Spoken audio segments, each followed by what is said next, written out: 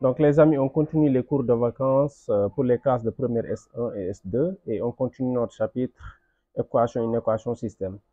Donc là, si votre téléphone, si la vidéo elle est un peu renversée, vous pouvez faire les réglages qu'il faut pour avoir une vidéo nette. J'ai essayé par tous les moyens, mais ça n'a pas encore marché.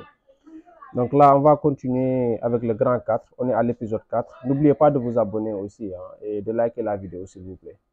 Donc, likez la vidéo, abonnez-vous, activez la cloche de notification pour pouvoir suivre les vidéos. Donc, si vous voulez adhérer au groupe WhatsApp également de Londo Academy, vous m'écrivez sur le 77 465 32 33. Vous m'écrivez sur ce numéro-là et je vous ajoute dans les groupes WhatsApp. N'est-ce pas? Donc là, au grand 4, étude du trinôme du second degré. Donc là, la définition nous dit qu'on appelle un trinôme du second degré toute expression algébrique de la forme f de x est égale à ax carré plus bx plus c avec a différent de 0.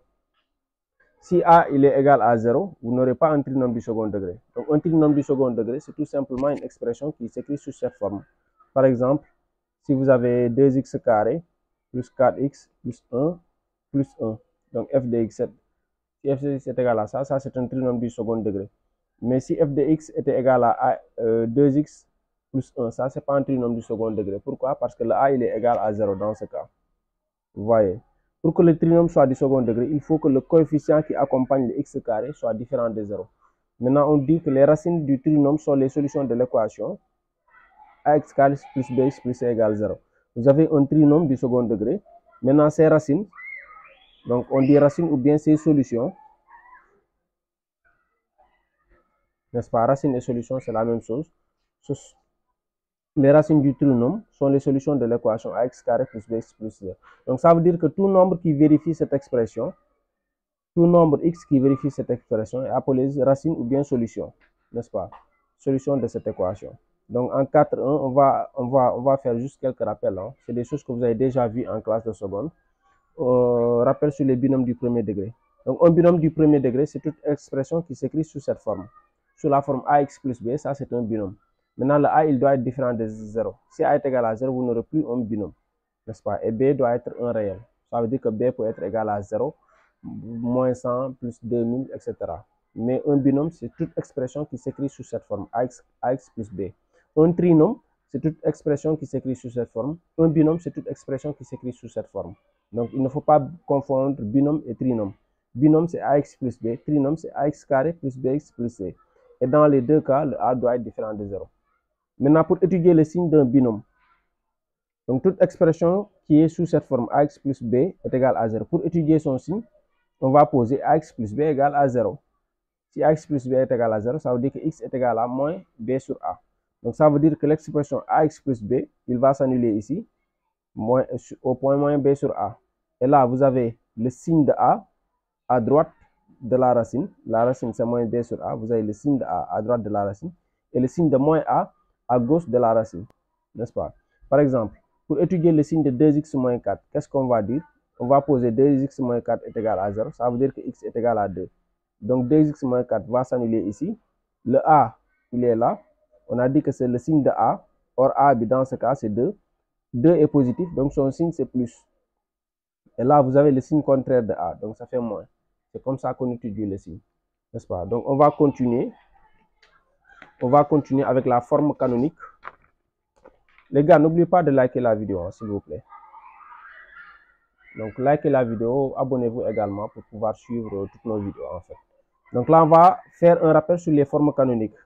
Donc, si f de x est égal à ax carré, le a, il est toujours différent de 0. Hein, alors, f de x peut s'écrire sous cette forme. Donc, cette forme, en fait, ça s'appelle la forme canonique du trinôme f de x est égal à ax carré plus bx plus c. C'est très simple, hein? Cette expression est un peu compliquée, mais je vais vous donner. Par exemple, si on vous demande la forme canonique de cette expression, f de x est égal à 3x carré moins 6x plus 3. Qu'est-ce que je vais faire? Dans un premier lieu, je vais factoriser par le a. Je vais factoriser par le a, vous voyez. Donc le a dans ce cas, il est égal à 3. Donc f de x, ça fait 3x carré moins 6x plus 3. Dans ce cas, f de x, le a, il est égal à 3. Je factorise par a d'abord, l'expression qui est devant, donc le coefficient qui est devant. Je factorise par 3, donc là, il va rester x carré. Là, si je prends 3 il va rester moins 2x, et là, plus 1. Vous voyez? Donc, ça fait quoi? J'ai factorisé par 3. Qu'est-ce que je vais faire? Je vais prendre x carré moins 2x. C'est le début d'un carré. Ça s'appelle le début d'un carré. Si vous avez x carré moins 2x, ça c'est le début d'un carré. Le début d'un carré, donc qu'est-ce que je vais faire? Je vais faire x moins. Ici, on a moins, donc je vais rapporter le moins. Si on avait plus, j'allais écrire plus. J'allais écrire plus. Donc le 2, le coefficient qui est là, je vais le diviser par 2. Toujours, je divise ce coefficient par 2. Si je divise 2 par 2, il va rester 1. 2 divisé par 2, ça fait 1. Et je mets un carré, n'est-ce pas? Ensuite, je mets moins ce nombre que vous avez à l'intérieur là au carré. Moins 1 au carré. Et ensuite, je complète par plus 1. Donc, ça fait 3 facteur de x moins 1 au carré. Moins 1 au carré, c'est moins 1 et plus 1. Moins 1 plus 1, ça fait 0. Donc, la forme canonique, c'est 3 facteurs de x moins 1, le tout au carré. Donc, c'est ça la forme canonique de f de x. Si f de x est égal à ça, sa forme canonique, c'est égal à ça. Vous voyez, par exemple, si f de x était égal à, je prends un autre exemple, x carré moins, bon, je vais prendre plus 3x plus 2. Si on me demandait la forme canonique, donc qu'est-ce que je vais faire? Je vais toujours factoriser par a. Le a dans ce cas, il est égal à 1. Donc factoriser par 1, ça ne signifie rien du tout, n'est-ce pas? Si je factorise par 1, ça revient du pareil au même. 1 fois n'importe quel nombre, c'est toujours égal à ce nombre, n'est-ce pas? Le 1, c'est un facteur neutre, quoi, n'est-ce pas? Donc, qu'est-ce que je vais faire? Je vais prendre x carré plus 3x, c'est le début d'un carré. X carré plus 3x, c'est le début d'un carré. Donc, je vais écrire x plus le nombre là que je divise par 2, n'est-ce pas? Si vous avez ax carré plus bx plus c, toujours b est divisé par 2, n'est-ce pas? Je divise le 3 par 2. Donc, ça fait 3. Le plus avec plus, nous avons. S'il y avait moins ici, il y a moins là. Donc, x plus 3 demi au carré. Ensuite, je mets toujours moins. Le nombre que j'ai mis là, 3 demi, je l'élève au carré. 3 demi au carré, plus 2. Vous voyez? Donc, ça fait x plus 3 demi au carré. 3 demi, le tout au carré, ça fait quoi? Donc, ça fait 9 quarts. 9 quarts plus 2. Donc, ça fait x plus 3 demi, le tout au carré. Ensuite, je fais les calculs. Donc, moins 1 huitième. Moins 9 quarts plus 2, ça fait, je crois, moins 1 huitième. Ouais, donc, c'est ça la forme canonique. C'est très simple. Hein? Ou bien vous appliquez la formule si c'est ce que vous pouvez comprendre, quoi. N'est-ce pas? Donc, on va continuer avec la dernière partie. Et on va étudier le signe du trinôme, factorisation. Vous voyez? Donc, c'est des choses que vous avez déjà vues en classe de seconde. Maintenant, on va le résumer sur ce tableau-là. Donc, dans ce tableau, vous avez delta, vous avez le signe de f de x. Donc, on va étudier le signe. Tout à l'heure, on avait étudié le signe de ax plus b, n'est-ce pas, avec a différent de 0. Ça, c'est le signe du binôme. Donc, ici, on va étudier le signe du trinôme ax carré plus bx plus c. Donc, on va étudier le signe de ax carré plus bx plus c et on va donner sa forme factorisée. Maintenant, si vous avez un trinôme sous cette forme ax carré plus bx plus c, son discriminant delta, c'est b carré moins 4ac. Maintenant, si delta est négatif, alors le signe du trinôme, il est résumé par ce tableau. Si delta il est négatif, le signe du trinôme, il est résumé par ce tableau. Vous avez moins l'infini. Si delta est négatif, on n'a pas de racine, n'est-ce pas? Donc, on avait dit que si delta est négatif, alors ce trinôme n'admet pas de racine. Donc, ça veut dire que pour étudier son signe, vous aurez toujours le signe de A. Le signe de A qui est là. A là, son signe. On va mettre moins l'infini plus l'infini et le signe de A. Sa forme factorisée, on ne peut pas factoriser. Pourquoi? Parce que ça n'admet pas de racine. Pourquoi? Parce que delta, il est négatif. Par exemple, on va prendre un exemple. Pour cette expression, si on vous demande d'étudier son signe, par exemple, étudier son signe, c'est dire que si c'est positif, négatif ou voilà, nul. Vous voyez? Donc, par exemple, f de x est égal à x carré plus x plus 3. Je calcule delta. Delta, c'est b au carré, moins 4ac. Le b, il est là.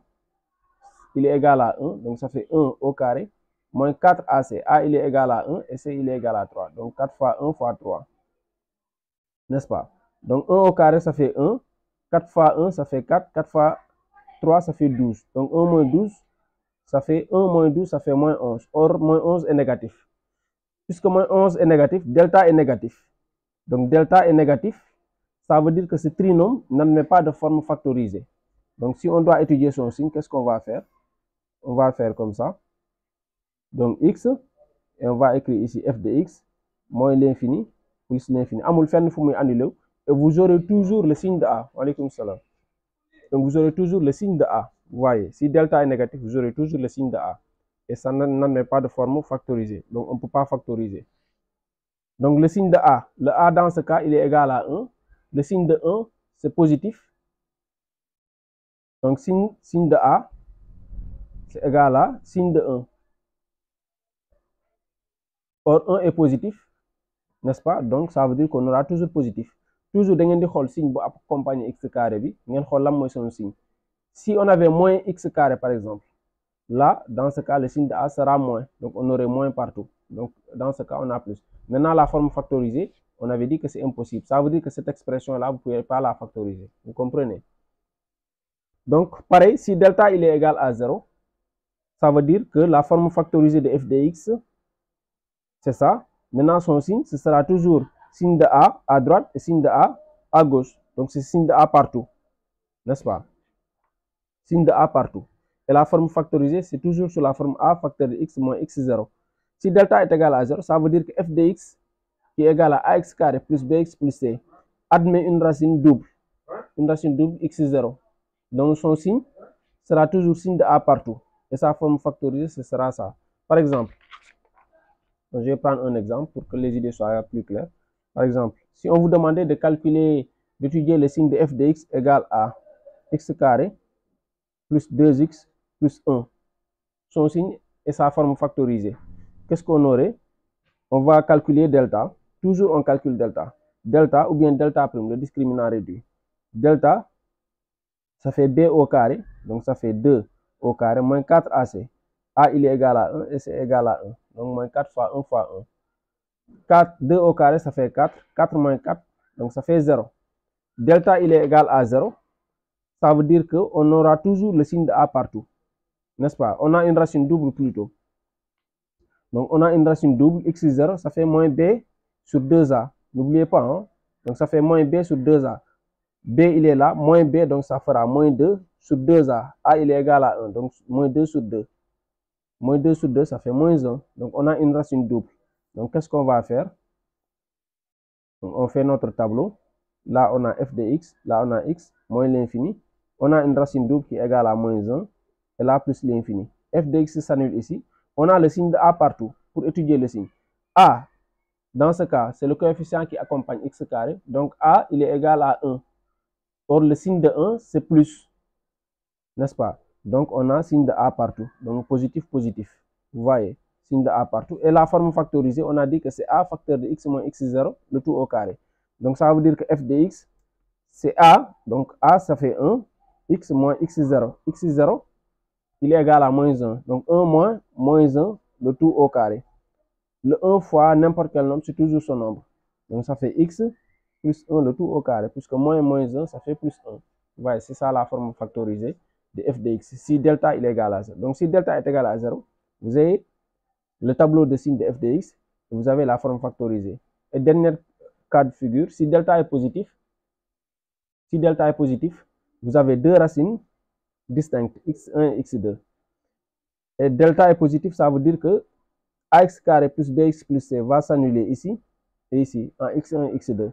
Donc, vous avez le signe contraire de a à l'intérieur des racines, donc signe de moins a. Et ensuite, signe de a à l'extérieur des racines. Extérieur des racines, moi, intérieur des racines, moi, intervalle b. Intervalle b, moi, intérieur. Extérieur, moi, b avec b. Vous voyez.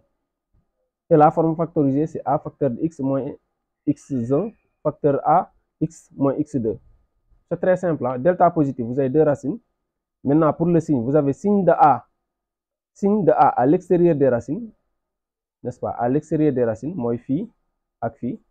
Ensuite, signe contraire de a à l'intérieur des racines. Et la forme factorisée, c'est a facteur de x moins x1, facteur de x moins x2. Par exemple, donc je vais prendre un autre exemple. Je prends une feuille là. Feuille, brouillon. Donc, je prends un brouillon. Bon, je prends celui-là, espérant que dina mat.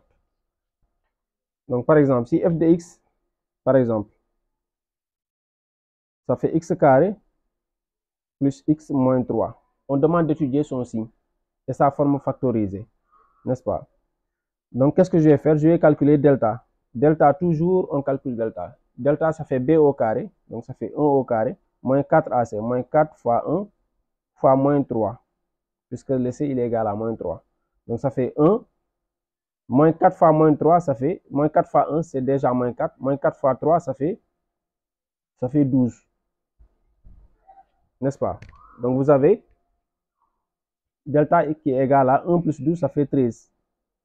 Vous voyez, je crois que je ne me suis pas trompé. Hein? 4 fois moins 3, ça fait 12.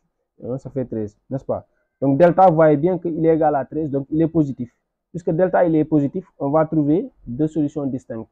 x1, ça fait moins b moins racine de delta sur 2a. Donc, ça fait moins b.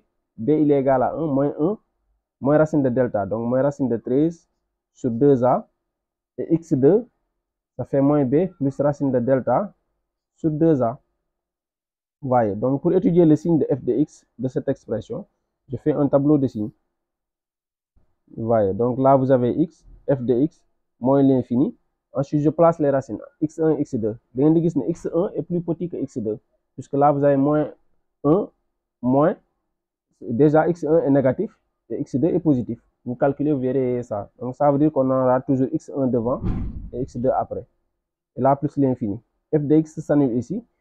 Pour avoir le signe de f de x, on dit signe contraire de a à l'intérieur des racines. Le a, il est égal à 1. Son signe contraire, disons, le a, il est égal à 1. Son signe, c'est 1. Son signe, c'est plus. Le signe de 1. 1, il est là. Son signe, c'est plus, non? N'est-ce pas? Donc, signe contraire de a à l'intérieur des racines, ça veut dire que c'est moins. Puisque le signe contraire de plus, c'est moins. Ensuite, signe de a à l'extérieur des racines. Donc, ça fait plus, plus. Vous voyez? Signe de a à l'extérieur des racines. Ensuite, signe contraire de a à l'intérieur des racines. Vous voyez? Donc, signe de a à l'extérieur des racines, plus, plus. Ensuite, signe contraire de a à l'intérieur des racines. Toujours a, du moment où coefficient pour accompagner x. Voilà, j'ai le tableau de signes. Maintenant, la forme factorisée de f de x, si vous voulez, c'est toujours a. A, il est égal à 1. X moins x1. Donc, je n'aurai pas assez d'espace, hein, mais vous remplacez x1 par sa valeur. x1, facteur x moins x2. Vous voyez, vous remplacez x1 et x2 par les expressions. Donc, j'espère que cette vidéo vous a plu. Si c'est le cas, n'oubliez pas de vous liker la vidéo. Et n'oubliez pas aussi de vous abonner. Si vous n'avez pas compris, écrivez-le dans les commentaires. Et je vous donne rendez-vous à très bientôt pour une autre vidéo. Allez, ciao, merci.